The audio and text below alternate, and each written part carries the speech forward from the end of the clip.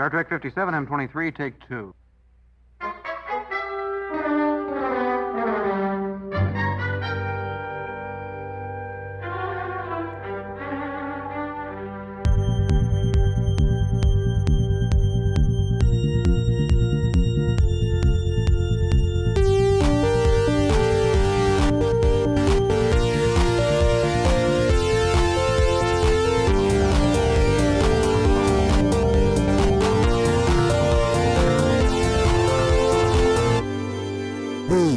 Star Trek Podcast.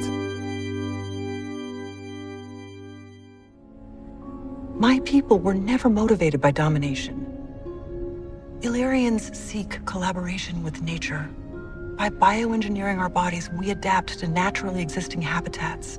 Instead of terraforming planets, we modify ourselves. And there's nothing wrong with that. If that's what you believe, why do you hide it? Why hide it from me? I've been hiding it from a lot of people.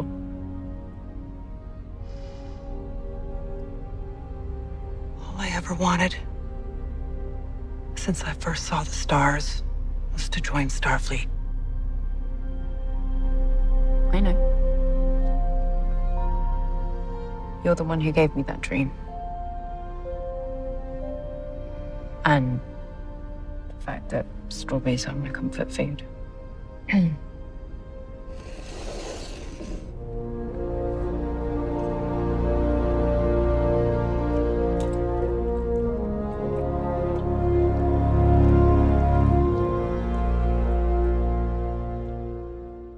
Just one more thing. Who am I? Just one more thing.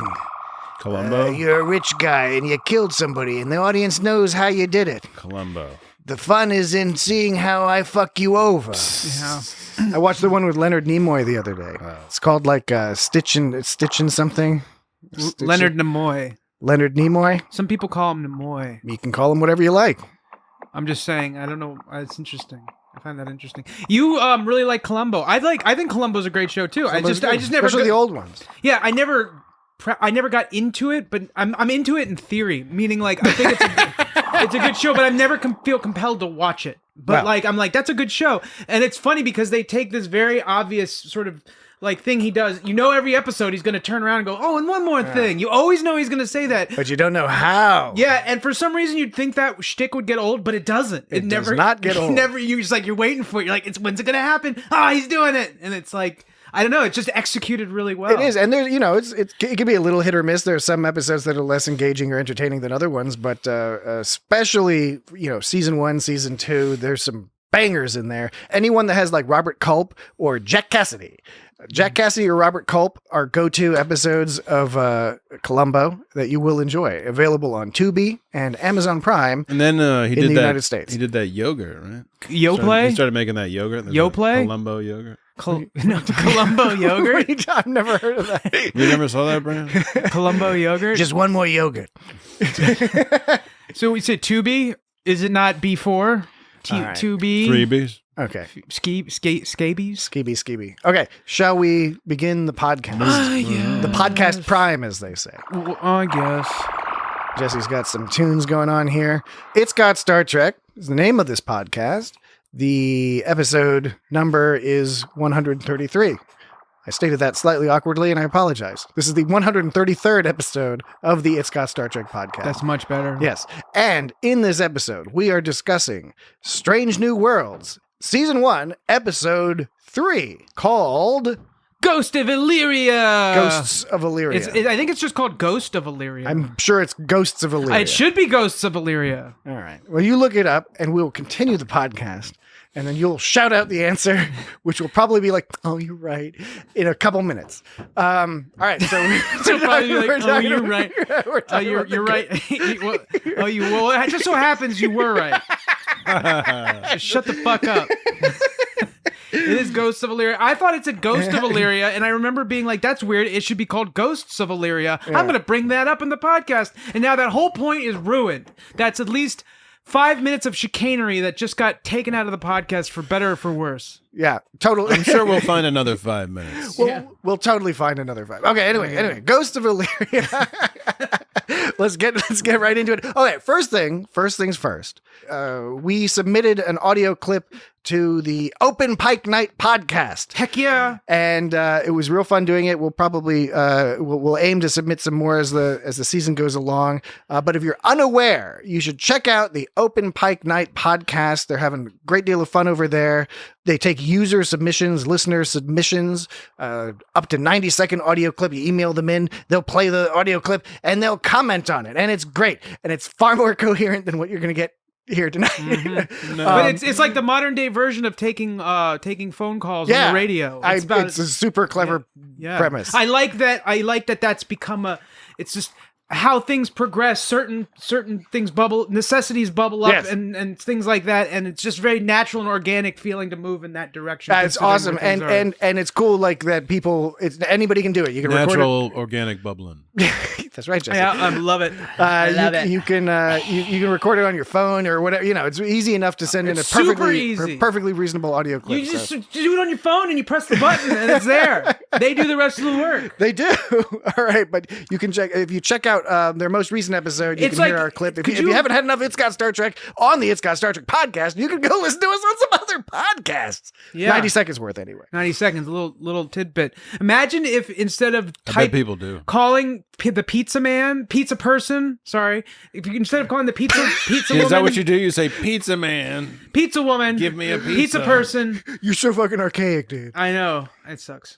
I want a pepperoni pizza. What if instead of calling them and having to talk with them on the phone, because who likes to talk on the phone, you could just record a little voice message and send it off? I mean, I just order on the website. Yeah, see, that's the whole... Because then you can click the boxes. That's the problem is... Check mark half pepperoni, half click this. those boxes. See, that's the problem in ordering Pizza World is that leaving a voice message is like the fax of that scenario. It's like, why would you leave a fax when you can just type in a message, But it works great for podcasts. And podcasts, writing a message does not work as well as hearing a thing that you mean like sending an email?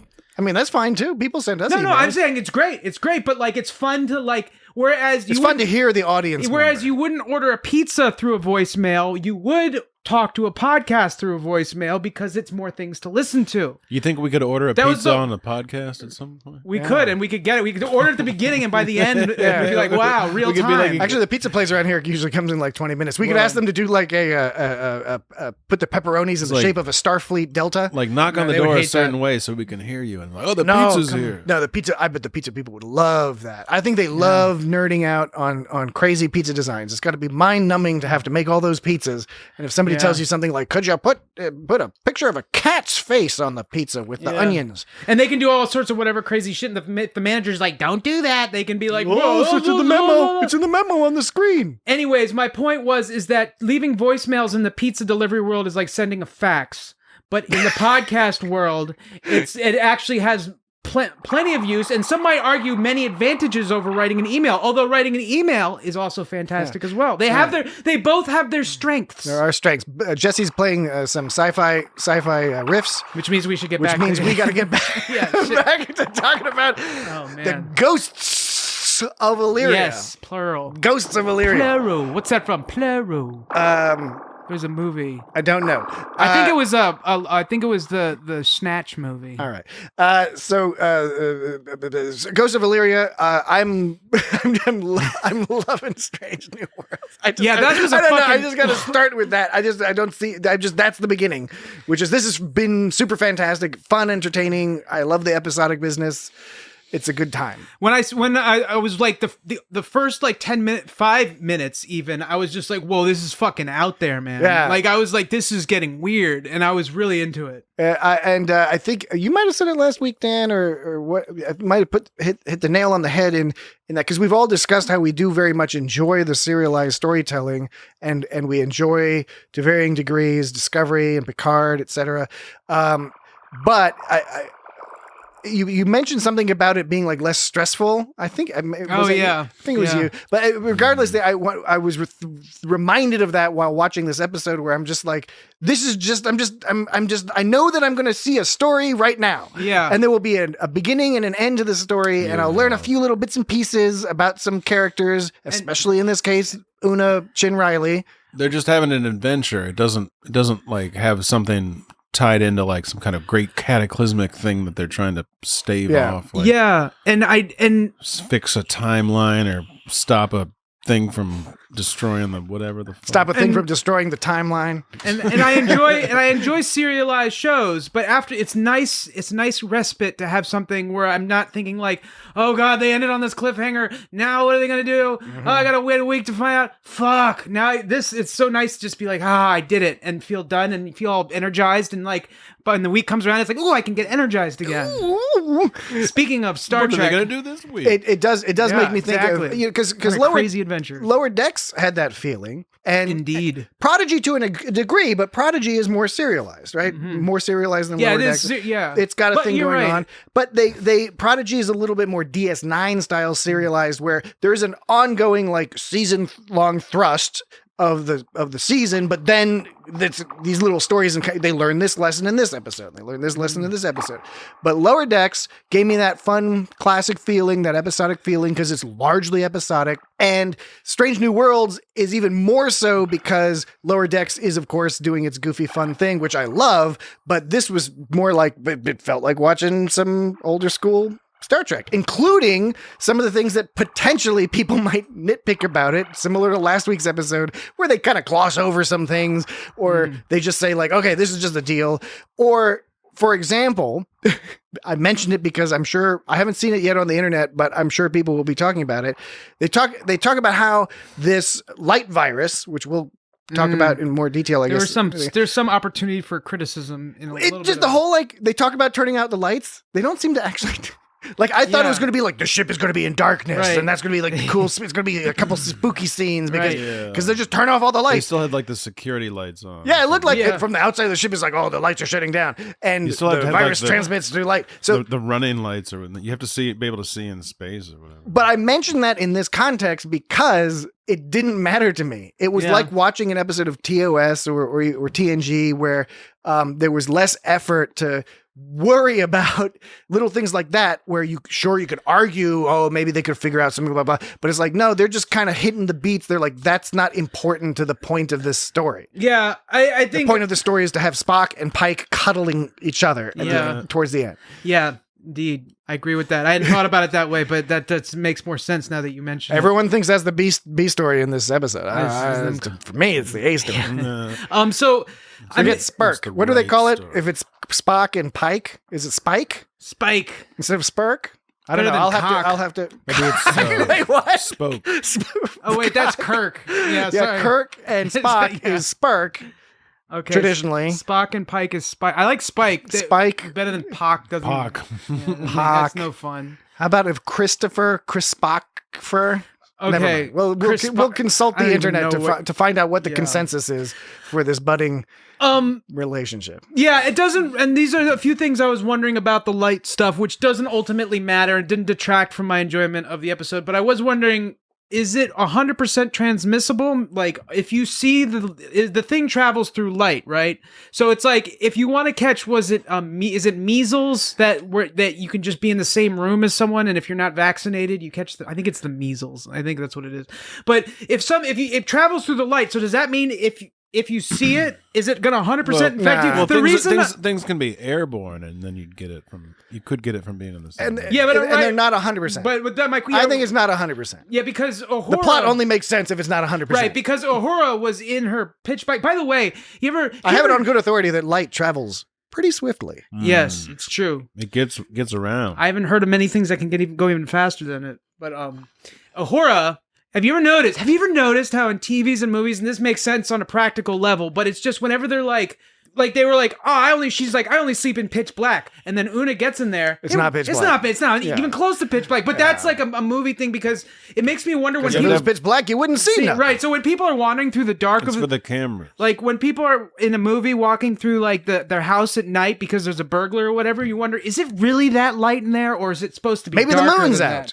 I'm just wondering, I never know how dark it's supposed to be in story. It's never ever really that dark anymore anyway, because there's so many lights everywhere. Unless you live Well, let's pretend it's in Idaho. Like the north of or Idaho Wyoming. Or Montana. Not Missoula, but some other part of Montana. Fucking Tana.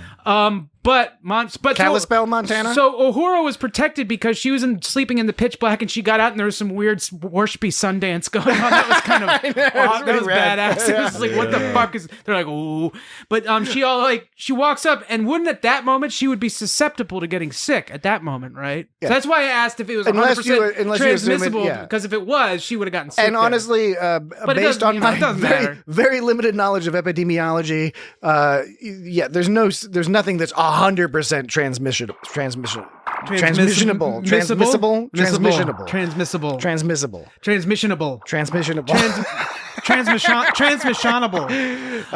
Jesse's playing some sci-fi riffs. Well, okay, what about if we're talking practically 100%, which is like 99.5%, which is effectively 100%? I mean, you say, what if we're like, what if? What if? Fucking Dan, what if?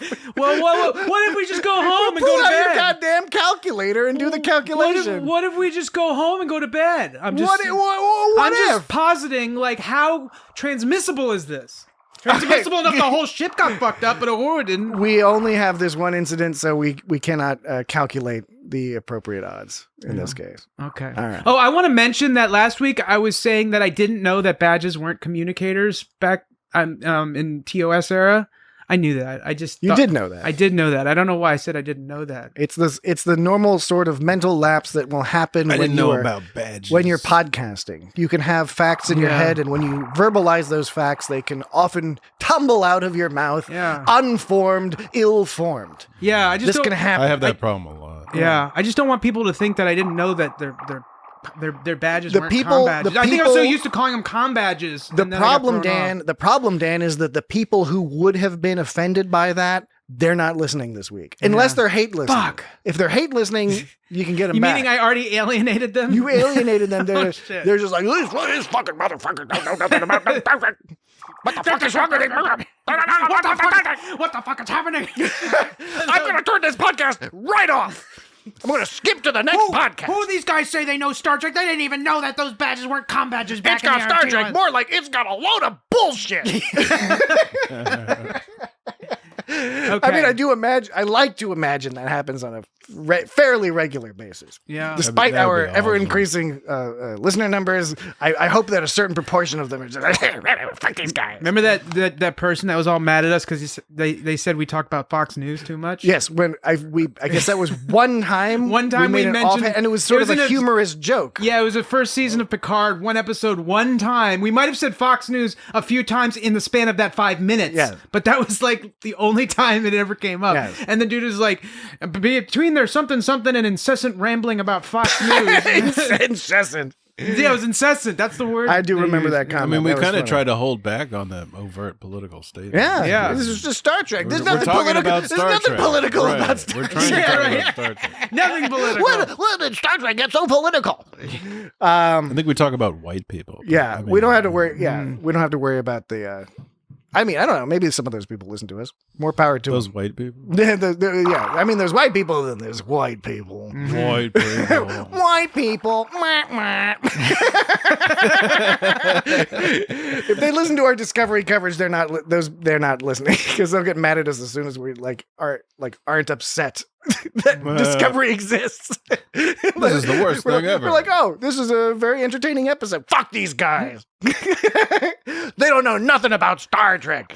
Discovery keeps getting canceled. I know, right? There was that one person I saw on Reddit. Of course, this is one person in the world of the internet, so it doesn't matter. But they were saying that that the creators like hated Star Trek, and they were making the show because they hated Star Trek. Oh yeah, or there's some something. conspiracy that they were trying to undermine Star Trek. Yeah, right. By being hired by a network, It's kind a of content production company. It's kind of like millions and millions of dollar budgets. It's kind of like when you sort of criticize like something that's happening in a country, and they're like, "You hate this country," Yes. you know, which happened a lot. It's like they hate, and that happened a Like, lot you know in the what's U.S. annoying?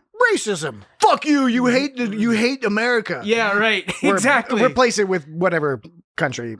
Right, You- but you are that fine. was a recent thing, though. Was a lot Yeah. of telling people that they hate America in the U.S. Anyways. That All was- right. anyways, but So- we don't matter. And we don't want to talk about no politics. We're talking about Star Trek. Yeah, Star Trek. Yeah, Star right. Trek. No politics. But okay, long story short, super digging Strange New Worlds so far. This episode is so crazy. It I was thought so this fun. episode was fantastic.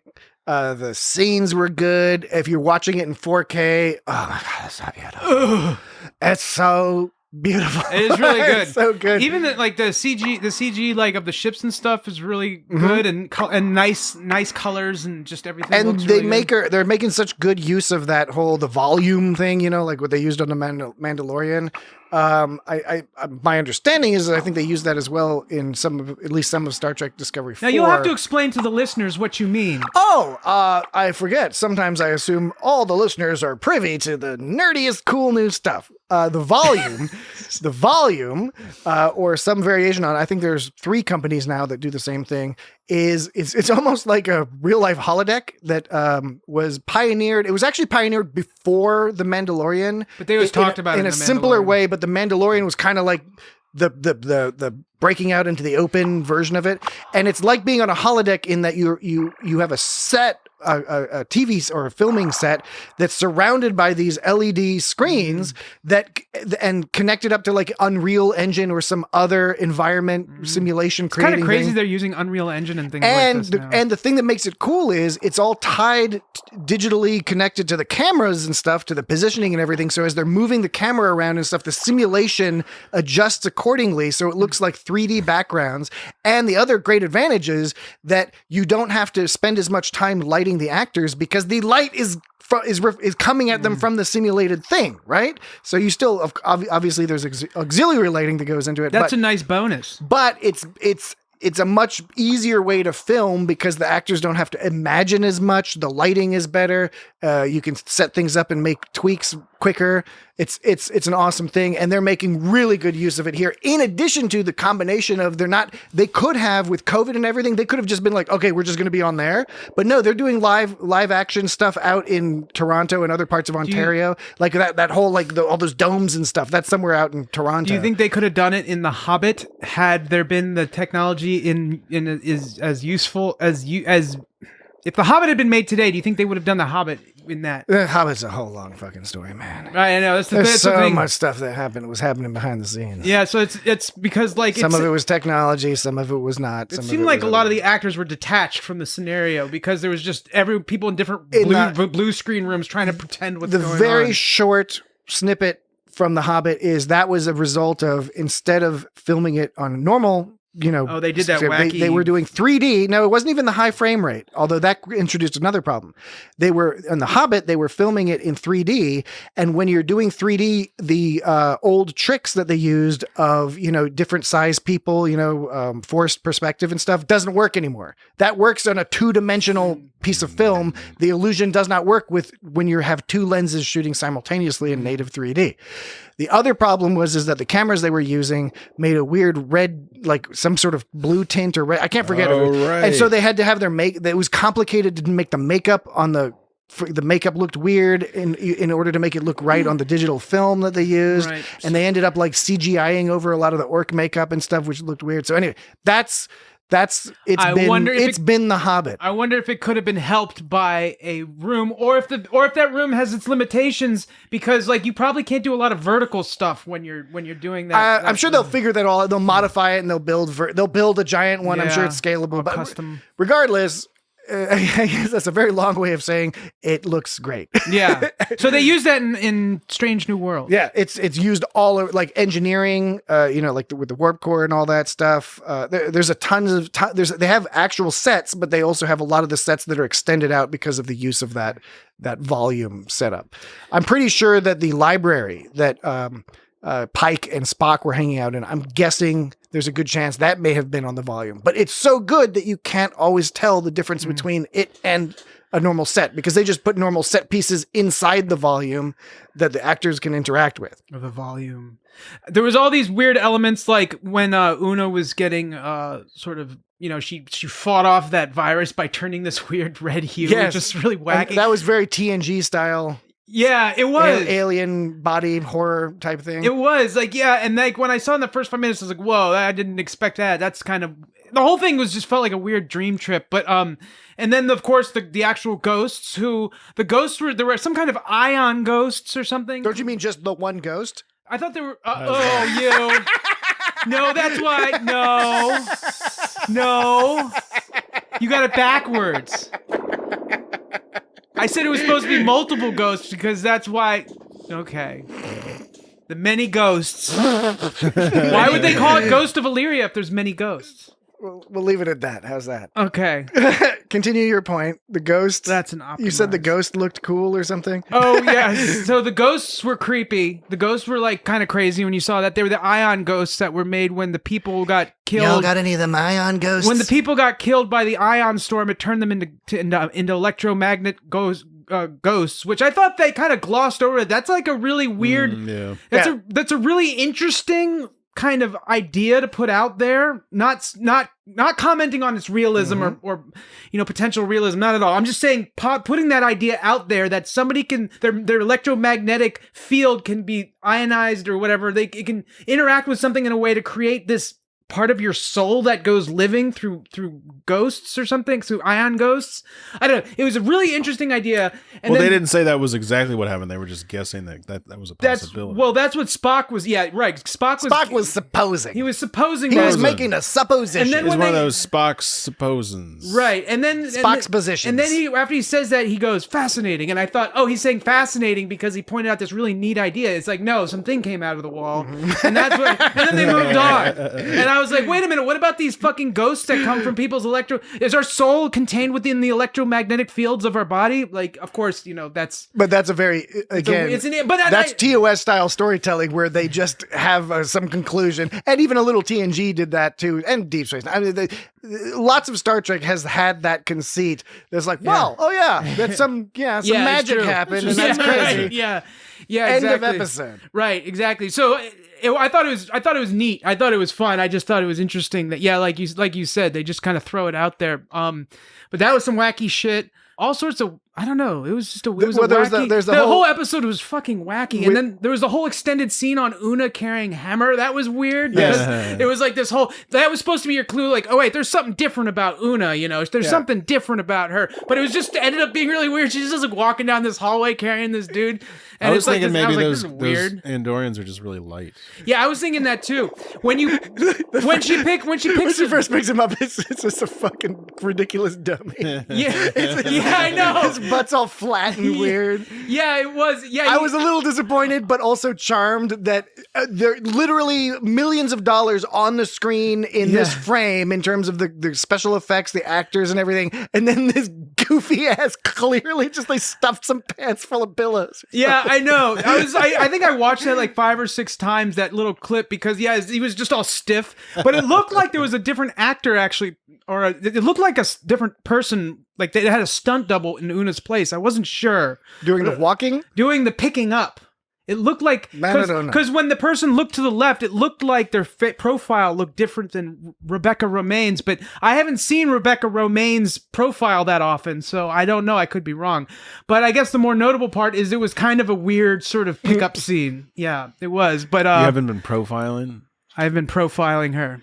No. But then it was funny that Nurse Chapel then even commented on this, like, how the fuck did you do that? Dude, because it was a weird sort of hole, but it was cool. He's an Andorian Iceman. He's an Anar. They're heavy like ice. No. Yeah, water's heavy. Ice is actually less dense than water. It's a peculiar feature of ice. I didn't know. Most things, when they turn into a solid, they become more dense. When water turns into a solid, it becomes less dense. Which, by the way, expands though. It does it, yeah, but it may be why life is possible on a planet such as Earth, because the ice freezes at the top of the ocean instead of from the floor of the ocean up. So during ice ages, the floor of the ocean was protected, and creatures could continue to evolve down there. I feel like when things turn into a solid and becoming more dense, you're referring to a gas becoming a solid. No, I'm I'm speaking of physical properties. Different atoms and different molecules respond differently to phase changes, and it is more common for something to start to become less dense as it goes up the phases from solid to liquid to gas to plasma. Generally becomes less and less dense. Yes. Water is unusual in that ice is less dense than water, which is why ice floats. But okay, Okay. It's just a peculiar little trivia fact. what I'm just saying is that, like, when I think of things going from gas to solid, I don't think of water going from liquid to solid. I think of But you should, because ice is solid water. But what I think of is like a gas going to a solid becomes more dense. Water steam goes to water becomes more dense. But then once it goes from water to ice, then maybe it becomes less dense, and that's what's unusual. That's the unusual property of water. But going from water to ice is not the same as going from gas to solid. No. I don't know why you keep saying gas to solid, because you're missing the step. Everything goes through solid, liquid, gas, plasma. That's the orders of the states. Everything. That's my favorite. Rock is solid, and then if you raise the temperature enough, it becomes liquid, which we colloquially call magma. And if you raise the temperature even more, rock will vaporize into a gas. Water is like a different thing, though. It's called. It's like a different thing. No, see, you just have aquacentrism. You're blind to the clever properties of water because you're so reliant on them. I see you with your bubbly. That's a type of water. Drinking your can of bubbly, blackberry bubbly. Oh, Jesse is playing the sci-fi music, which is an indicator that we have drifted off topic yet again. How about this? Let's take a quick break, and I don't think it's the same thing in what you're saying, what you're comparing. Look, we don't need to debate this here. I'm just saying, I don't think it's... We can have an offline discussion about the clever properties of different I'm not molecules. disagreeing with what you're saying. I just think that the comparison is a little... You're acting as if water is something different than every other element or molecule out there. I'm not saying that. I'm not saying that, but I mean, it is special because it has this odd property of being less dense as a solid. Okay, what does liquid flesh look like? Okay, flesh is a more complex amalgam. See, that's my point. Is there different? No, but water is it's a H2O. It's a very simple molecule. Take another molecule, a more reasonable molecule. I just think take gold. Liquid gold is less dense than solid gold. I just think that it depends. Solid gold is more dense. Solid lead is more dense than liquid lead. The peculiar property of water is to imply that water is the same as everything else, which they are on a most fundamental level, but my point being is, like, there's no liquid flesh, so there are different properties of different things. All right. Point well taken. I'll take it under consideration. We'll get back to you next week. Well, I guess I'll have to confirm this, because I guess technically I'm talking out of my ass at this point, but... No one suggested that. But I suggested No one suggested that you are doing it, and no one has suggested that you do it. You said do. But okay, we will take a break. And I'll do my research. We'll be right back. I'll do my research. And my research indicates that the audience mentally handles our content better if it's broken up into chunks. Okay. Even though that's largely an illusion. It's an auditory illusion, but it helps the audience be more comfortable. It's less stressful for them listening to our podcast. If they understand, they're going to get these little chunks, and then they'll get a break, and then a new chunk will start. You're saying that this break is imminent, and that we gotta... Oh, yeah, good point. All right. That's what you're saying. I didn't say that. What I'm saying is, we'll be right back.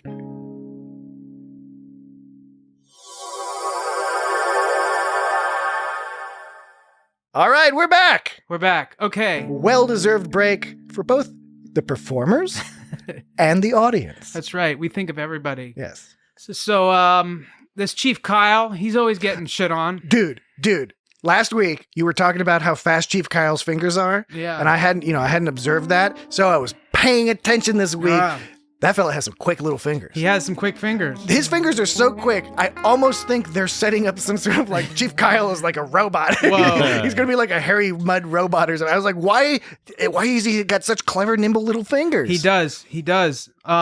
But turned out he was one of those hairy mud robots. But this week and last week, he's had problems transporting 2 weeks in a row. He's got a hard job. Like last week, he had transporting is a hard business. He had to transport the people off the meteor, and then the shield goes up, and he's like, "Oh no, I just killed a bunch of people because I couldn't transport them." And meteor. This week, You say meteor. What did I say? You say meteor. What do you say? Meteor. What do you say? Meteor.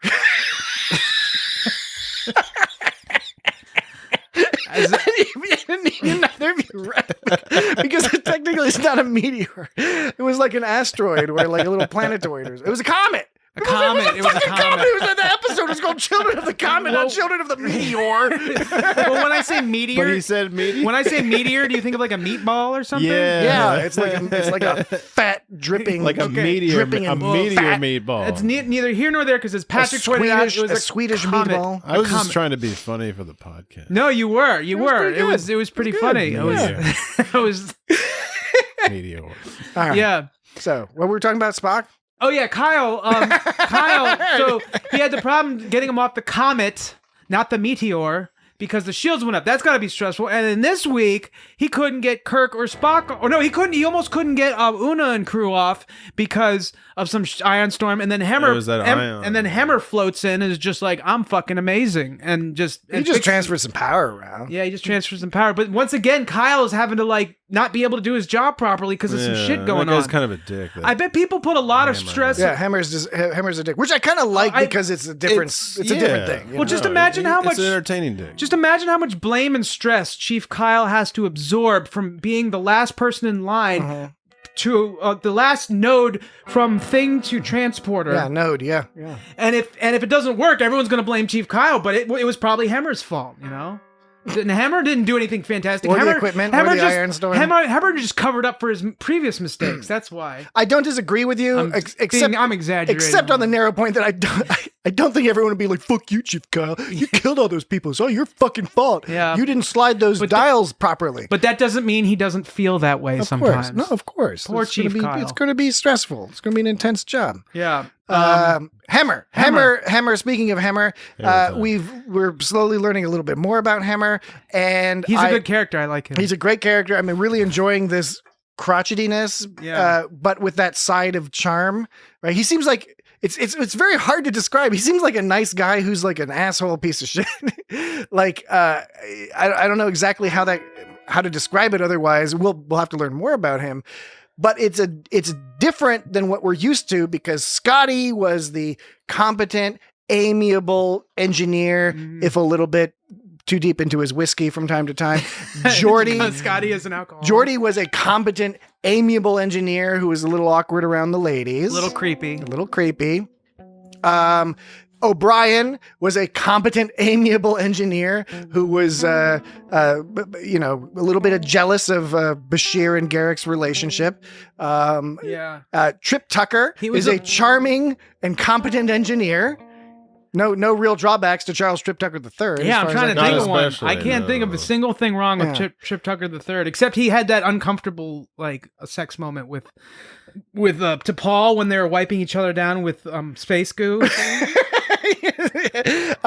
Now we get to That was like in the first episode. we do get to It wasn't That sex- wasn't his fault. And it wasn't sexual, but it kind of turned into something a little like, what's going on? on lower decks. We have I don't blame him for that. we have Rutherford, who is an amiable engineer and competent, and his boss is an amiable and competent engineer who is a virgin. That's the whole weird thing. The closest I think we get is on Discovery. With Picard, there's no real analogy there, but on Discovery, Stamets is competent and not 100% amiable. He's kind of a dick at first, but he's played more like that aloof, like he just wants to do his research.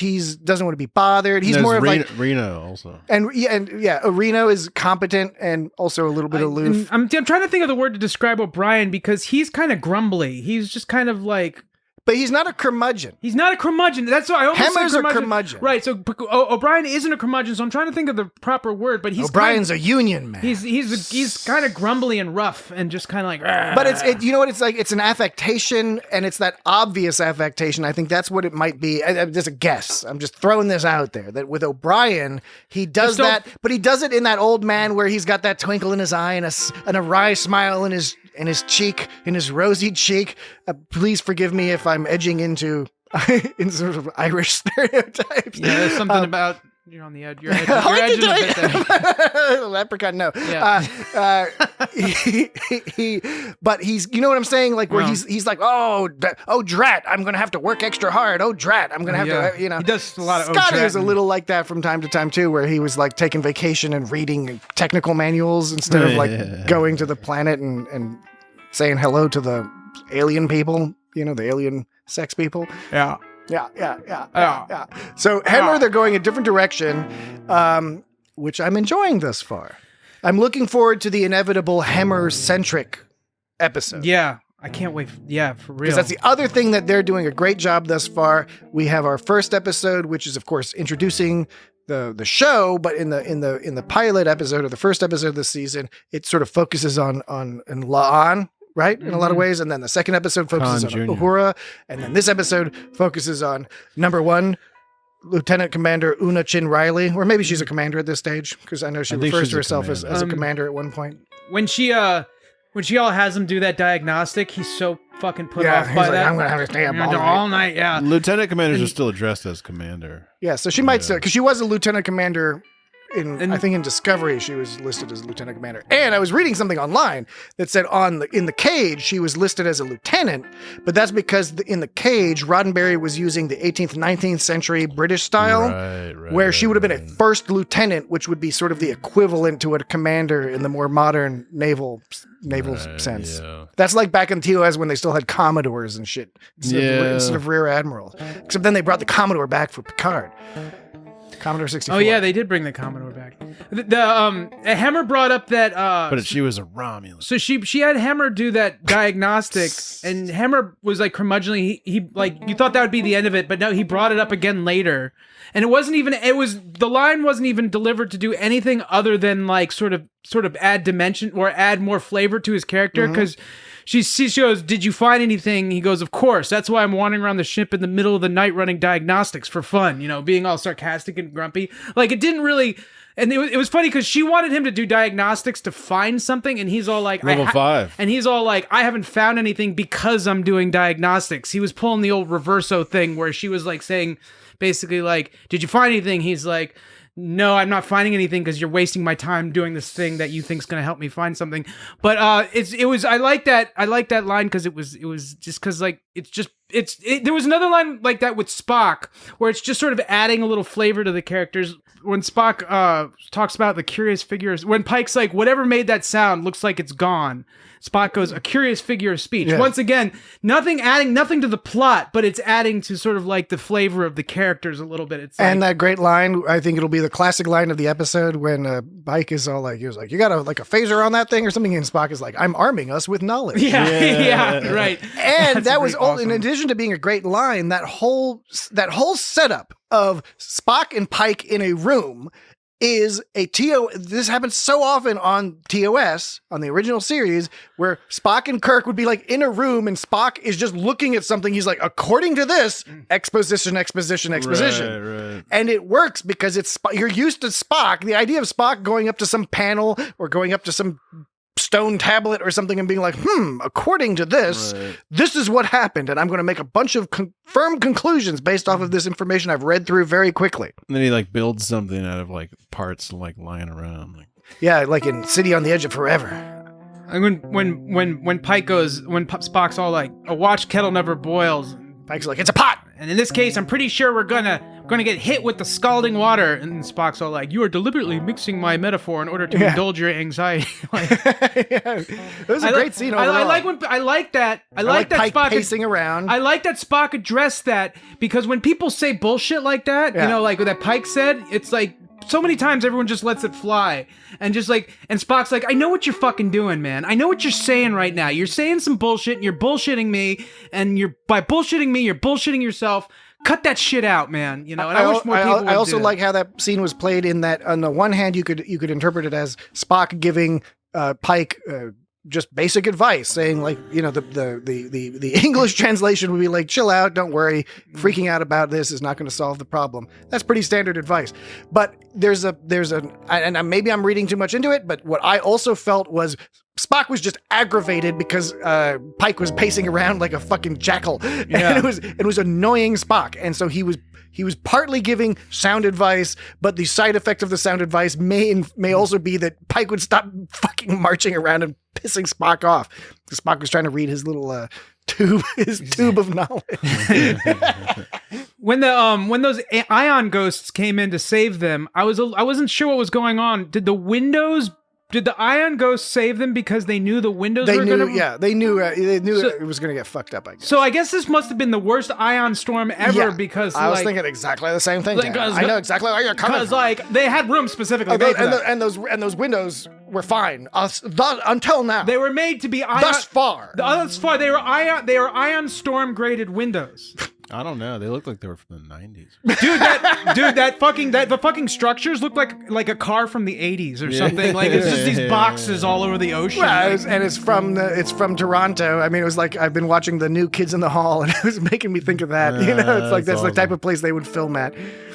I was watching a show recently. Oh, I think was it Peacemaker that takes place. There's something that keeps thanking New Zealand. I'm wondering if it's Peacemaker. Oh, I haven't seen it. New Zealand is they have very flat vowels. You just flatten all their vowels. And they don't say breast. They say breast. Breast. And they say shed.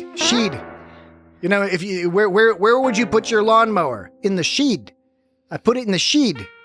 That's they're welcome to all our New Zealand listeners. What was I was watching something that kept thanking New Zealand. It's irrelevant. It's not irrelevant. To this particular conversation, Well, you were talking about how this was filmed in Toronto, so I was thinking of a place where things were filmed as well. I think the first Hence its irrelevance to this conversation. Peacemaker says was filmed Women got in- to vote in New Zealand first. They did, yes. New Zealand is not a perfect place, but better than most places on a number of measures. Speaking of Toronto, apparently Peacemaker was filmed in Vancouver. All right, that's on the other side. Yeah. It's also a lovely city. All right, how about some existing lore about the Illyrians, right? So the Illyrians, Yes, that's this is what we an need. Illyrian. We need more Illyrian lore. What's the difference between them and augments? Because that's like the same thing, but they're different. But it ain't this. And we'll get to the prejudice thing. We'll do that in the last break. We'll talk about it because there's a lot of interesting stuff to talk about with regard to prejudice. So this is what's known in the industry as a teaser. If you're interested in our thoughts, three white men's thoughts on the topic of prejudice. I know I am. Save it. Wait until the last We're going to segment. tell you about racism. We'll tell you all about it. But for now, briefly, there's only a little bit of limited lore about the Illyrians, but it is interesting. So the first mention that I'm aware of Illyrians, at least on screen in Star Trek, is in Star Trek Enterprise in the third season during the whole Xindi And this is not to be arc. mistaken with Illyrians. Yes, it's not Olorians, it's Not even Illyrians. spelled that way. I know, right? In the episode Damage, I'm not going to give any spoilers, so don't worry. But all it No spoilers. Captain Archer and his crew, they interact with some Illyrians. One of them is played by Casey Biggs, who played Damar on Deep Space Nine. So it's pretty cool. And so that's where we see them on screen.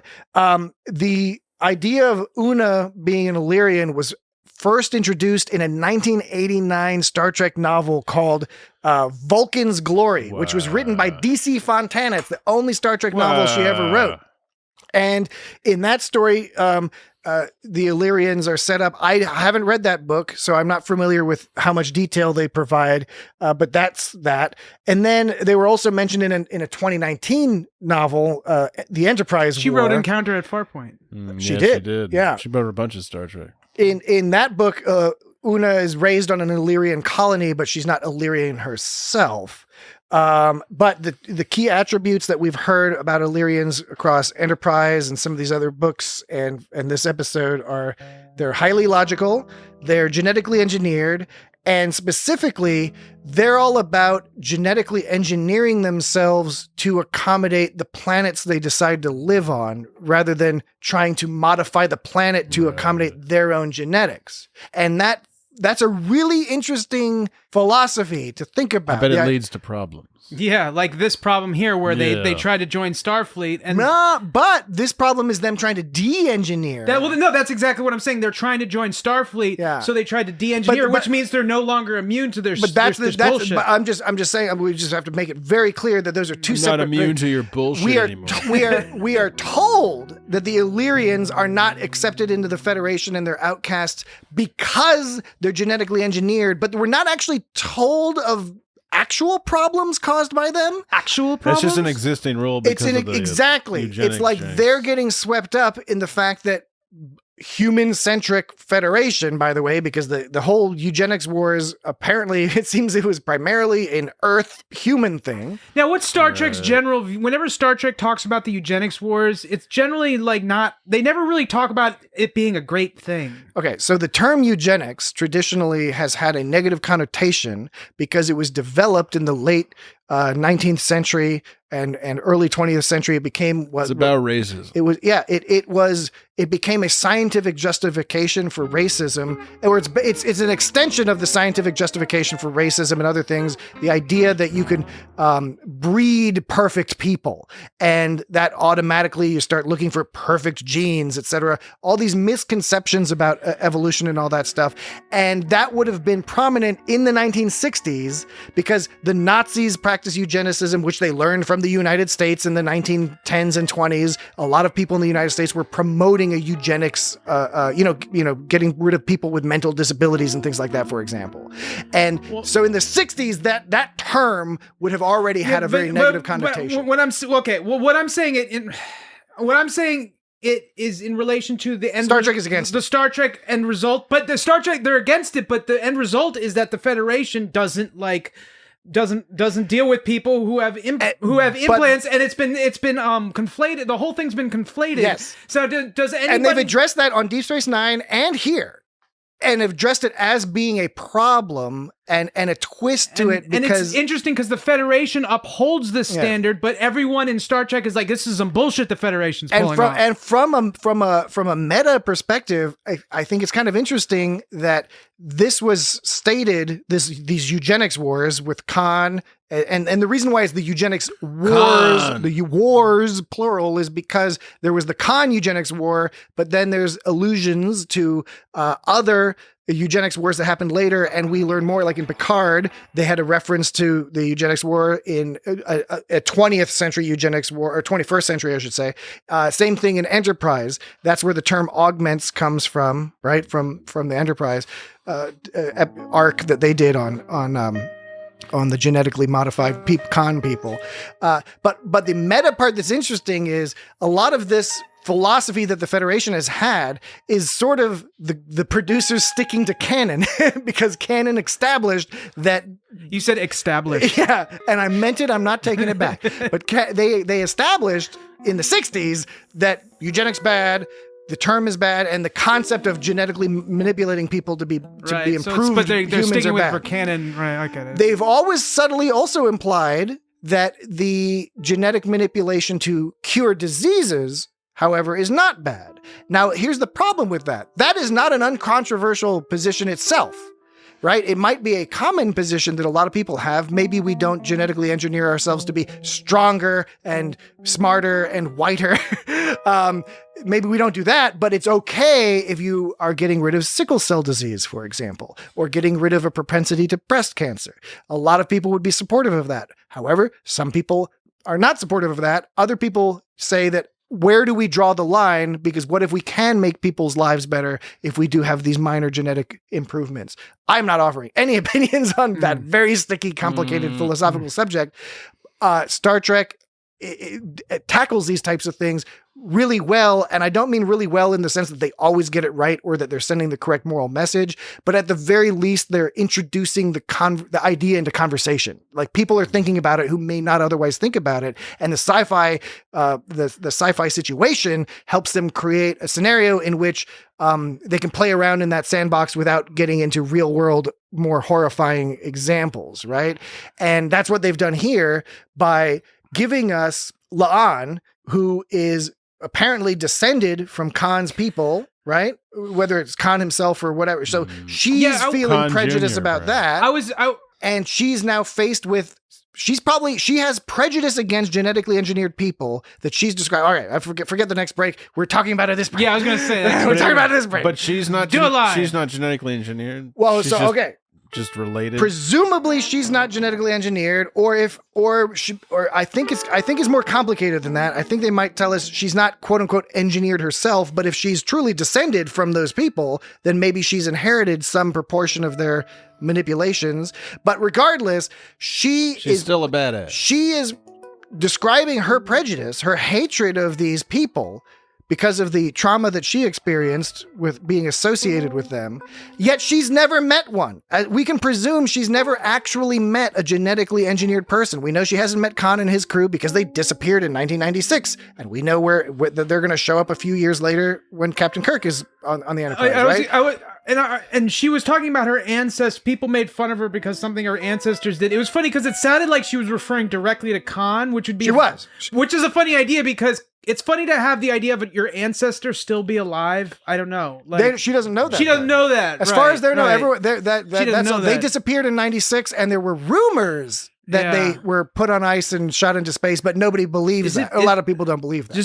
So do you think that in order to be an ancestor, you have to be dead? No. Literally just if you're in the genetic lineage. That's what I'm saying. It's kind of a weird idea to think and then about. there's also the other debate. Some people would say you're an ancestor if you're a direct ancestor versus a cousin or something. It's not clear whether she's like the great-great-great-grandchild of Khan himself or if she's just from his family lineage and it's just purely the name. It's like somebody being, Adolf Hitler didn't have any children as far as we know. So, but there were other people with the name Hitler. So you could be like Jack Hitler, and people would be like, "You're a fucked up piece of shit." And Jack Hitler's like, "That dude is like I'm super like distantly related to that dude, and I'm not him." I'm aware of how bloodlines work. But my point is that she.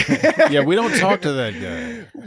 My point is that I really enjoy this setup that they have these people who are friends, and not only friends, it's a friend and mentor relationship, and La'an has this prejudice against genetically engineered people, and number one is calling her out on it and saying, "Look, I'm one of those people, but we're not the same, right? We're not cons. We're not running around with our chests hanging out, taking over worlds. We're cool." Now, we're taking Una's word for it. It's her own perspective, but that at a base level, it introduces that conflict and that idea in the audience to start thinking about, okay, well, what do you think about this? We like Una, so maybe we are okay with genetic manipulation. On the other hand, well, maybe there's some very good reasons not to do it. Or probably the more apt answer is it depends. It's a case-by-case situation, right? So again, it's just fun to think about these things, and I'm excited that they did that. But the other thing I wanted to say about the prejudice angle is what they've done in what I think they're doing with this show is they're giving us all this TOS style adventure and story structure, and then they're putting stuff on the subsurface level that's making it a little bit more interesting. And specifically, I'm talking about how this episode ended much like you'd expect an episode to end with Kirk or something, where a member of the crew has faced prejudice and also admitted to some lying and all this other stuff. And the captain is just like, "Oh, fuck it. You're all good. Don't worry. You're the best person ever. You defeat all the stereotypes of those people and blah, blah, blah. Don't worry. You're good in my book and I'll protect you." And that's, and in the 1960s, you'd be like, "Oh, that's great. He did the right thing." But what we know from her log, as well as just her body language, it's like, yeah, well, what if I wasn't so good? What, would you hate me? Well, is the only reason you don't hate me because like it turns out I'm not what you thought I was, not what an Illyrian would be? That's an important point they made in this episode. Pike is not necessarily handling this the way he should be handling. So right, and I think a point that they didn't explicitly make, but it's sort of by transitive applies, was would she have forgiven Mbenga if a bunch of people had died from like that whole very good point. They do a lot of parallel analogies between him and her situation. So it's for him to for them to keep the kid in his daughter in stasis. I mean, you could say that's very compassionate, but that's fucked up. But I think that's actually practically it seems like a good idea. Someone's got some incurable disease, might as well keep them alive. Not only because it's compassionate, but also it gives you a chance to figure out how to cure the disease. So I kind of like that they did that. I can just imagine some people saying like, "That's bullshit. They wouldn't do that." And maybe they wouldn't. I don't know. But I think it's in line with everything we've seen on Star Trek before. Yeah, it's fun. On a Navy ship, maybe not. Yeah, but it's compassionate, but it's also fun. It serves a function beyond just being like, huggy wuggy. boogie woogie. Yeah, and it strengthens their, or at least Huggy Wuggy? it strengthens Wuggy the was a connection between Una and Mbenge in that instance, because now they both sort of they're less secret now, but they both have this thing they're dealing with. Do you think his daughter like gets closer to death every time she has to materialize? Yeah, that's the implication. He said basically she had 12 weeks left to live, and so he just rematerializes her, I guess, for, I don't know, 10 minutes at a time or something like that.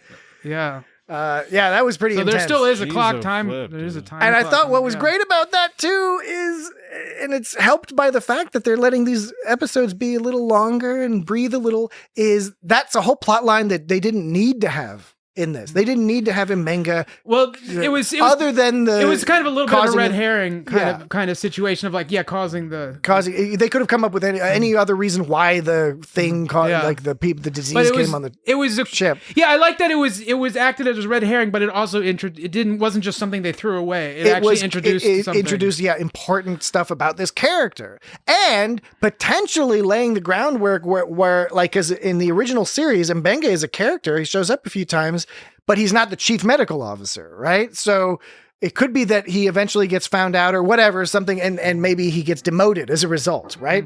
Why not? When do we want to take a break? Yeah, I think it would be a good idea for us to take a break. When have I ever said that? I don't know. Do you want to take us to break? Hey everybody, it's time to go to break. Hit it, Jesse.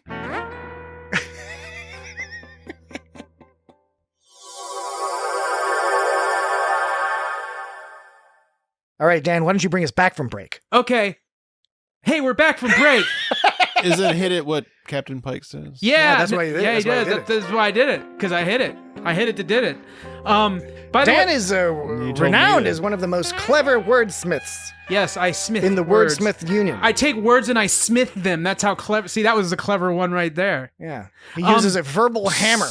Verbal hammer. That was actually his nickname in middle school. And Hammer. tongs. So I'm not very agile with my words, You guys but I added get hammer I and get the tongue. point. I get the point across. And- Dan was the verbal anvil. The verbal hammer, and I was the verbal anvil. so I smithed on you. Yeah. I smithed all over you. By the way, Ancestor, according to smithing all over the place for years. for years, I can't stop. The Google How many search times? What? because Google didn't Which define. service are you using? Alta Vista? I'm trying Web to, crawler? No, I'm trying to figure out how to define this because Web Google didn't define this word for me. Google led me to the definition. So Google led me to the definition of ancestor, which is a person typically one more remote than a grandparent from whom one is descended. So it doesn't. Typically. So it doesn't say anything about death. There's no death implied with it. But no, it by- doesn't You don't imply need to that. be fucking so, dead. so it's your great grandparent. Your parents are technically your ancestors. It just colloquially you would Typically, not, you wouldn't say you that. would typically colloquially would not refer to them as that. I like the word typically. I don't know why. I just like typically. Do you like the that. word Tipex? Yes, I don't know what it means, or is it a product? Tipex is like the British version of like whiteout. I like the Oh. word tippity top. Tippity tooples. I like the subreddit tippy taps, where they just have animals doing little tippy taps with their feet. That's a good subreddit. Sounds like it. We were talking about genetic modification and, I wasn't. and how and then the new damn and how it was nuanced because La'an, we didn't know her deal with the genetic modification, and then Never, don't forget that apostrophe. La'an La'an. Una Una. was saying where Una said specifically like we're saying that look, we do genetic modifications to fit to our environment, right? Yes. And so Said it just like that. just like that. Similar cadence, everything. Perfect. Everything. Yep. But she also said earlier in the episode, she was being a little, first of all, she was being a little snarky, I think, to La'an at first, because she was saying, she goes, isn't using any Illyrian medical tech against Federation regs? And then that's what La'an says. And she goes, thanks to the eugenic wars. And then La'an goes, oh, wait a second. I think I had these backwards. Shit. Next time use Bing. Bing. Bing! Bing! Needle nose Ned. Ned Ryerson. Ned the head.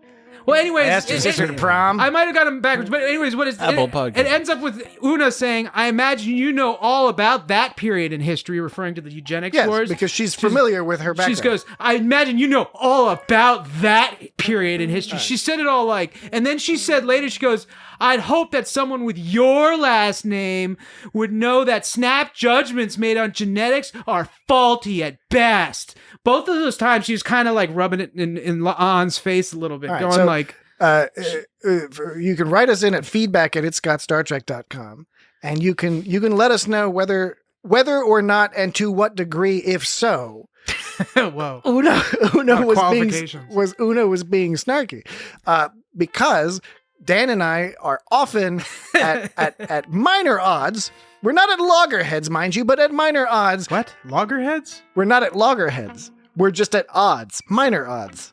You never heard that phrase? You ever heard the term "not at loggerheads"? I don't know what loggerhead is. You know, it's like the Someone two, who drinks beer? Loggers? No, like the two turtles that smash into each other or something. I don't know where it comes from, but the point is, all I'm trying to say is that it sounds like it's something about turtles that smashing into each Dan, I can't speak for Jesse, but Dan, Is that not actually what it is? Dan, in my view, Dan occasionally will observe or perceive snarkiness or some sort of other similarly asshole behavior on the part of a character that I do not myself perceive. And this is one of those examples. Right. And you can write in at feedback@itsgotstartrek.com and let us know what your thoughts on it. Such and such character is just up to no good. Yeah, I remember doing that recently. I think it was in Discovery, and I can't remember what it was, but it was something similar where I thought they were being like a real dick. Yeah. Oh, it was because Burnham was talking to like someone and saying to Culber and saying, because Culber was feeling all upset, and she's like, "Look, we all deal with shit, man. Yeah. Get the fuck over it." When you were like, I was like, that's not how I read that scene at all. You were like, no, she was trying to like show empathy. This may be the issue. There may be an issue of perceiving or an inability to perceive empathy. Was that turtle thing made up? Because I kind of believed you for a second. I was No, trying and to... loggerheads is a term. For turtle heads? I don't know. I don't know. So I don't know. It's related to a loggerhead. There is a loggerhead. There is a loggerhead. So there's in a my loggerhead mind, maybe turtle. they fight each other, and you can look it up on Bing. You can Bing it. Bing it. Bing it. Or even like dictionary.com. I bet. Yeah. Yeah, wow. But that is a phrase. Yeah. Is a common colloquial phrase. Maybe not that common, but is a colloquial phrase. It is So- more common than bog standard. I've seen it in print. I see here bog standard a lot. I I can speak English. I learned it from a book. So, Faulty Towers. Una was saying... The Germans. That's the episode, The Germans. When the Germans come to visit, although they're only in the last part of the episode. In the moose. Yeah, there's the whole Actually, moose. I can't remember who said this. Was it... Where'd you get that? Japanese, is it? Canadian, actually. It's like, I didn't think they were as clever as that. For those people out there who have not seen Faulty Towers, the episode The Germans, these references are going to be a little bit out there.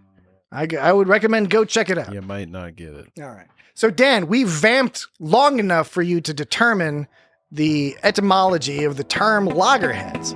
Oh, that's not what I was looking up. What were you looking at? God damn you, sir. Because remember how I think I got the quotes from the wrong people? Now I'm trying to wonder if my point is being undermined by a wrong quote. So what I have it said is I have it that La'an says things like this are exactly why... No, you're right. I agree with you. I think you're exactly right. No, but there's... I remember that scene. You're right. And so this is a different quote. I don't remember her being all like, you know about all that because you're a genetically engineered freak. But this... No, this is another part of that same scene that relates to... We were talking about... Una was saying that there's a nuance to genetic genetic modification. Hold on. Okay, can I just please say yes? Those are words you're messing with. There's wordplay. Oh, and Uno, I wouldn't say that was defined as okay. Maybe Right the most in it. basic Feedback level. at itsgotstartrek.com. Subject line: wordplay. When Una says earlier that that it's genetics are a genetic modifications are nuanced. It's not necessarily a bad thing. Sometimes it's good. Sometimes it's bad. Someone said, and I have it written as La'an saying earlier in that same scene from earlier.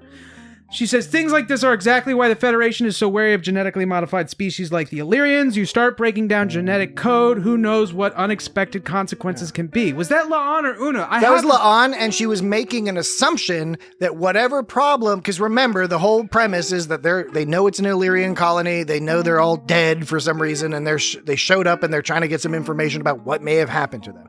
And La'an is making the assumption, which, by the way, turns out in a sense to be correct, but for the wrong reasons than she assumed. She's making the assumption that whatever fate befell them, it was a result of their genetic engineering. Right, yes, I know what she's saying, and I was trying to make that was in line with what she was saying before, where she generally just doesn't like genetically engineered people. Yeah. It's kind of a vague statement, though. It's like, who knows what the unexpected consequences can be? Well, and that is the nature of prejudice. The nature of prejudice is precisely that she's willing to craft an entire world of reason built on a foundation of these people are fucking assholes. Yeah. Whatever happened to them is their own goddamn fucking fault. It's like, what if I don't want to go to your attic because I've never seen it, and what unexpected consequences could there be of going into your attic? You know, there could be spooky monsters, but there might not be. I mean, the analogy I would have used is somebody who says like, "Oh, if black people just worked harder, they would have more money." Yeah, it's like, no, that's not how it works. At least not in the United States. Mm-hmm. But yes, yeah. Again, I really think that dynamic that they're setting up is it's character building and relationship building that's subtle and obvious at the same time. It's an improvement over the TOS style, which was a little bit more simple, hammerhead, blue, blue, blue, blue, blue. Everyone's just assumed here's the answer. Whereas in this show, they're using that structure, but they're not giving. We don't have the final answer. We're left to think about all these things a little bit. And the same thing has been true to a lesser degree, I'd say, but the same thing was true in the first episode and the second episode. This episode, I think, is just a little bit more overt and out there. A loggerhead is a sea turtle. Yeah. Hell yeah, dude. Okay, okay. I'm glad that mollifies you. It's been established. I feel so mollified. Yes. We were almost at loggerheads over the existence of the term logger being at loggerheads. What? Okay. If any episode can stand from a second watch, it's this one because at the very beginning, Pike goes, "It's funny how genetic modifications put everyone on edge, even you." Looking at Una, yes. It would seem, and like, I just don't like loose ends. And unless you'd read previously about Una, you wouldn't know what the deal was. But through the second watch through, you're like, hey, the whole time. Oh, this conversation takes on a whole new dynamic. A whole new dynamic. There's a whole new dynamic. If it was established in the novels, you wouldn't necessarily expect the novels to be canonized. Well, and they were also the information in the novels. My understanding, having not read them, these particular novels, is it's inconsistent. But that the show has picked, cherry picked a few things from various references in order to, apply them to Una's situation in this episode. But I just wanted to mention that this episode also feels comfortable, I think, because it's in some ways a mashup or a meta mashup to some other Star Trek episodes. Remember the TNG episode Identity Crisis, where Geordi and the other people in that away team start slowly turning into alien creatures that you can only see them from like shadows. Oh yeah, remember that? That was a fucking weird ass episode. That is fucking weird. That episode made me uncomfortable. But that starts with, it's granted it's not recent. It took place many years after the fact, but it's all members of this one away team. It starts happening to all of them. And they have this intense attraction to this particular planet. They're all trying to get back to that planet and complete their metamorphosis into the weird aliens, right? Yeah. You remember Kid Icarus? That game, Kid Icarus? I do. I never played it for moral reasons, but I was aware of it. That's a proper stance to take. It was a Nintendo game based upon loosely based upon the lore of Icarus with the wings. You could fly, but it had nothing to do with burning wings. Do you think Icarus had this kind of same sickness that Geordi got and that these light people got, more specifically? Maybe Icarus had that light disease because he wanted to fly to the sun. It would change the moral of the tale. Yeah, from being an arrogant young asshole to Getting light having sickness. a disease. having a horrible disease. But speaking of the light sickness, Jordy shit was fucking.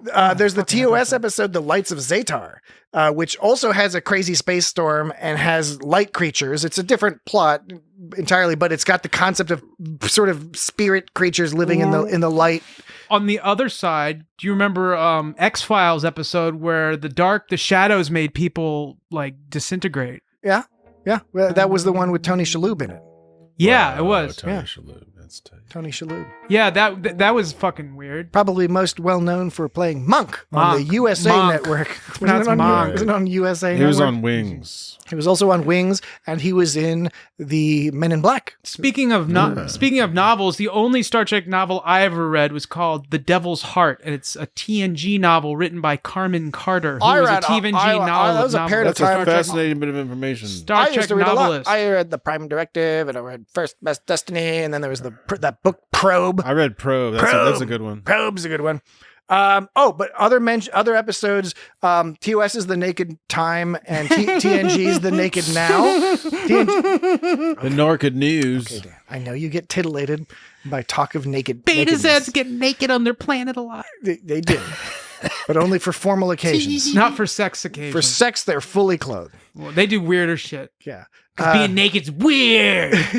But The Naked Time on TOS is the one where they there's a disease comes on the Enterprise where everyone basically acts all drunk. That's the one where Sulu is like sword fighting and everyone's going all crazy. They did a TNG like Yeah, that. the TNG is called The Naked Now, and it was the third episode of TNG. It was the episode right after Encounter Farpoint, and it's essentially a remake. And DC Fontana wrote the original script for The Naked Time, but she got all pissed off because Roddenberry was the one who added in all the scenes of sexiness, like with Data and Yar and stuff like that. So she didn't have her name included on it. They used a pseudonym for the writer of that episode because she didn't want her name included. They changed it sufficiently. So there's a lot of critiques about The Naked Time, but it is famous for having Yar talking about Data being fully functional.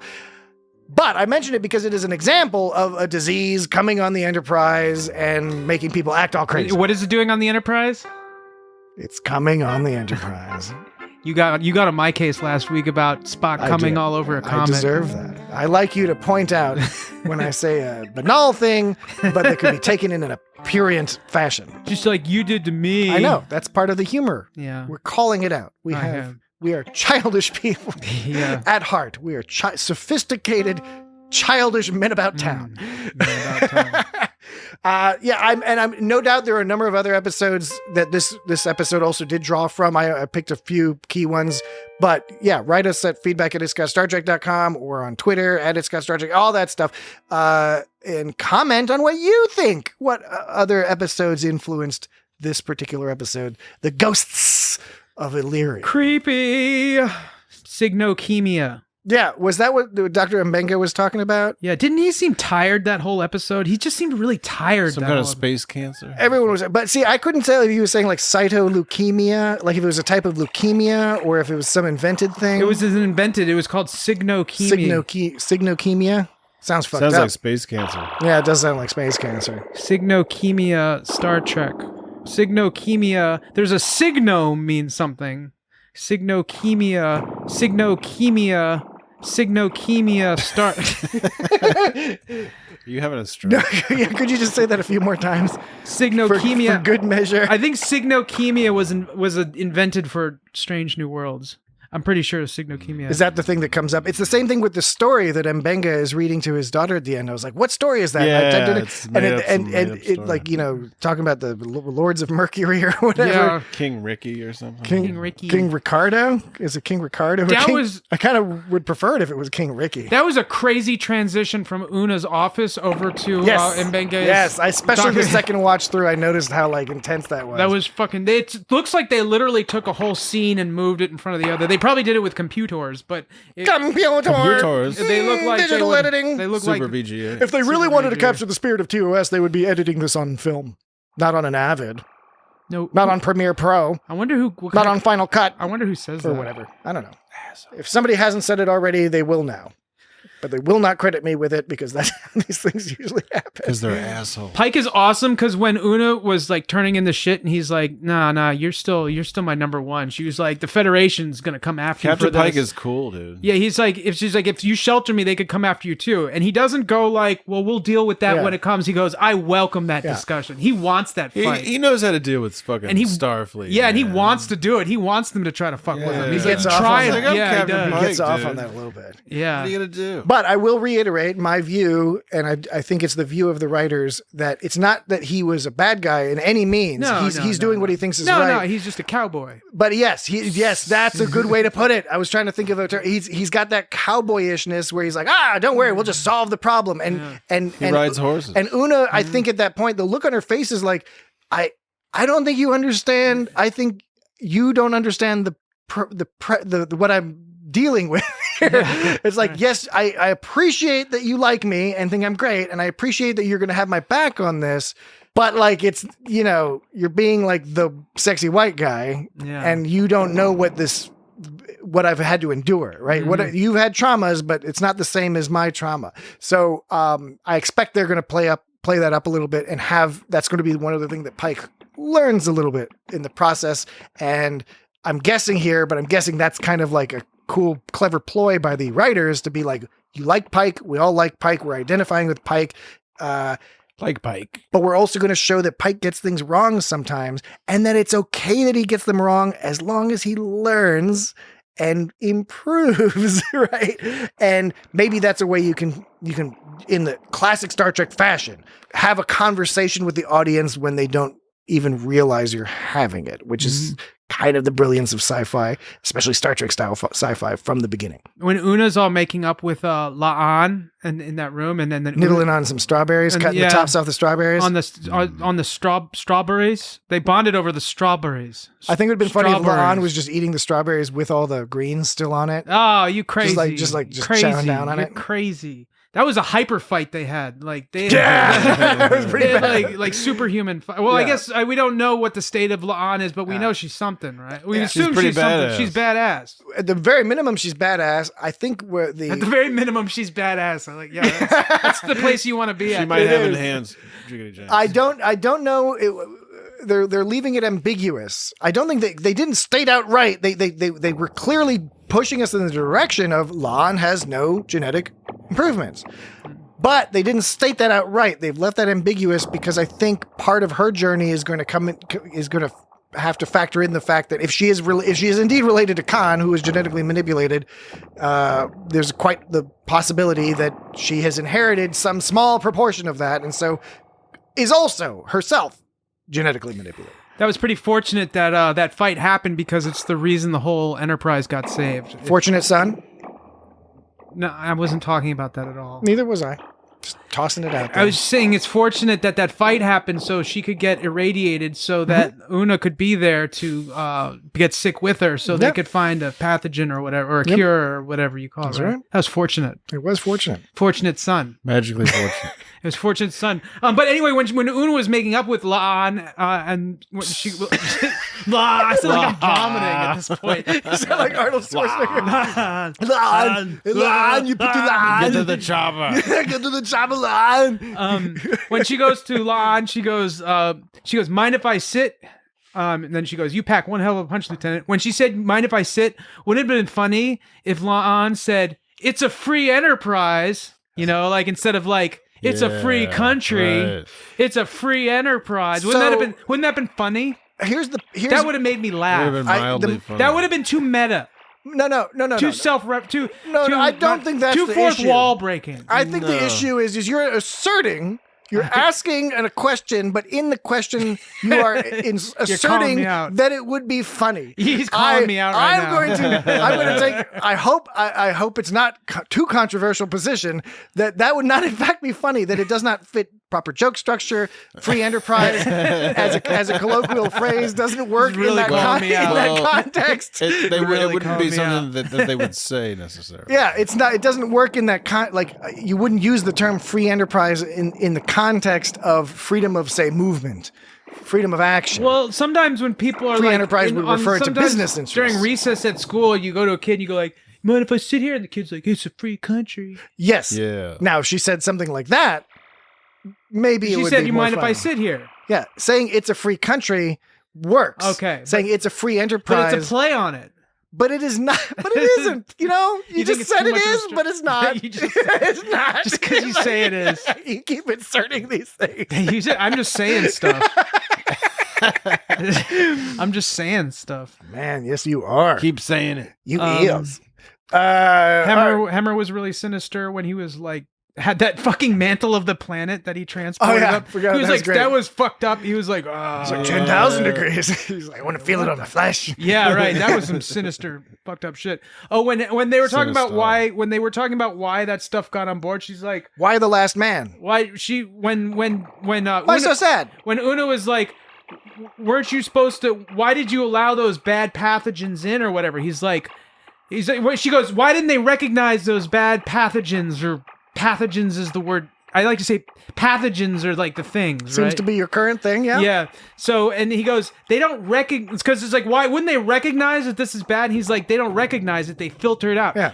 What he was referring to was a whitelist. Yes. When you whitelist things. Yeah, you whitelist you your only cells. you only accept the thing Precisely. the things that you like, yeah. and blacklist is you specifically tell what. I wonder not what to happens let if you in. go to a planet and you eat some unusual food. It's fine. You're not sick or nothing. It's just some unusual food that the Starship database has not encountered before. And so when you sketchy get tacos, when you get beamed up, does it just not bring your poop with you? Does it just leave your poops behind if a component of your poops are alien food that the computer database does not recognize as being okay, so it filters it out? I think that goes without saying. I would assume that you would just be beamed Maybe. away from the banquet. You would be with a alien delegation. You're the delegation to the alien capital, and you've been invited to a big feast.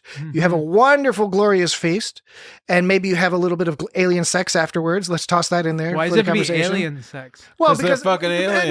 No. For my point, Damn. it is relevant. So you got some alien sex going on. You got some alien food going on. Nothing's dangerous. Nothing's harming you. However, when you Except for the beam back fucking up, alien. you're all in the hallway. You're in the foyer of the. Some of the people say thing. foyer. Some people do, and you're in the foyer of this place, and You you're say all roulette? waving goodbye, and then you get beamed away, and then what's left behind are just some splats of feces and alien semen that the transporter does not recognize, and so it just leaves it behind and just sort of like it just sort of splots See, down. Now I think splots down on I the think- floor. I think this is what you were saying goes without saying. I think now this goes with saying that they with nail and eye, they wouldn't leave it behind. Of course, they filter it out. but they would put it someplace They else. would recognize throw it food. off into space You or recognize something. food as food. All though, right, if it's I food. can. Food recognized food. I mean, the food. It's going to recognize that something that's food is universally food. It's going to always be food. But what if it's poison food? Well, then it's poison. That's what Patrick's saying. Is No, I'm like, saying it's not. It doesn't have to be poison. I'm saying it's just not it's in not- the database. It well, just it's- doesn't recognize right. that, Well, that like, thing. it's potential poison to whoever is And consuming. Dan 'cause is they don't- arguing that the systems are sophisticated enough to not to filter them out when they're rematerializing the body of the person. Yeah. But the system knows don't leave the leavings behind in a cloud that will just splat to the floor. that's really rude. Beam it someplace Oh, else. That's rule number one. Maybe it puts it in the recycler. or That's something. rule number one of first contact: is don't leave like splatter goo behind. Yeah, just first rule of first contact: don't leave steaming piles of feces behind when you beam out. They I don't think like it. That goes without They saying. don't like it. They don't like it. No, who would? Yeah. All right. Any other odds and ends? Any other Not particularly. major comments? Less major comments? Major Dad. Major dad. All right. Well, I think Major pain. that was a good job tonight. Good job all Good around, job, everyone. guys. Good Come job. on. Good job. We did it. A round of applause. Yay! It's got Star Trek. Yay! And next week, How did you compel me to clap along with you? I said let's clap. And I you- feel like such a follower. I feel like such a sheep now. No, it's okay. Clapping is a communal activity, and it's okay. But that you it's a made communal me do activity. it. All right. No, Well, you didn't. It's not your fault. It's my fault. It's not your fault. It's Hey. my fault. Hey, maybe next time you can make me do something. Yeah. He didn't make you Like, pray. just to make it today. You got to pray. Maybe I can make Patrick pray just to make it today. All right. So next week, That was Hammer, MC Hammer. next week we'll be discussing poopy Memento Mori, episode 4. Memento Mori? It's called Memento Mori, which was an Really? episode of the X-Files. Like Maury as in Maury's wigs from Goodfellas? No. Like the Japanese jinx. Well, I don't know. Is it Japanese or Latin? Anyway, whatever. How is it? It's not. I thought it was like some dude named Maury. No. In this case, no. But it is the 4th episode of Star Trek Strange New Worlds as we continue our weekly coverage of this television program that's on the internet. Maury's Mementos. Yeah. I'm not going to be here next Called week. Maury's Mementos. I'm not going to be here, so Dan and Jesse. Yeah, it'll be Dan and Jesse are going to take over. It'll be one of those Patrick will funny, leave some- funny casts. It's going to be awesome. Yeah. Patrick might leave some presents. Oh yeah, I'll some try to voice- send him. vocal I'll presents. watch the episode. I'll try to submit some audio things. We'll steal the idea from the open mic night, and I'll just record some audio and send it in. I think I did that once. We did Yeah, that with you. Yeah. Yeah, when Dan was off on some secret missions, he sent in some audio clips. But anyway, regardless, yeah, we'll be talking about Memento Mori next week, and then the following week, Spock Amok is the 5th episode. Is that like Duck Amuck? Yes. Duck In the meantime, In the meantime, you can reach us at the aforementioned You can reach us feedback at at the itsgotstartrek.com. If you'd like to email us a comment or concern, you can go to the batteries are dead. website, www.itsgotstartrek.com, for website related stuff. You can subscriber links and all that stuff there. Sort the episodes according to TV episode and all I think that the jazz. battery's dead on the stylophone. Yeah, I think your it might be. battery's dead. And then the website. Okay, Twitter, Instagram, @itsgotstartrek, Facebook, YouTube. Write a review on Apple Rate and Podcasts. review, Apple's Podcasts, and Apple Tunes, Google Podcasts, and Apple- Spotify, and Apple Word- all the podcast Apple places. Word Tunes. Write a review on Apple Word Tunes. Anyway, interact with us online if you like. If you just like to receive, that's fine too. Give us a review on Android Auto. And with that, we'll talk to you again next week. Bye-bye. Does that thing have a setting for stun? I am arming us with knowledge.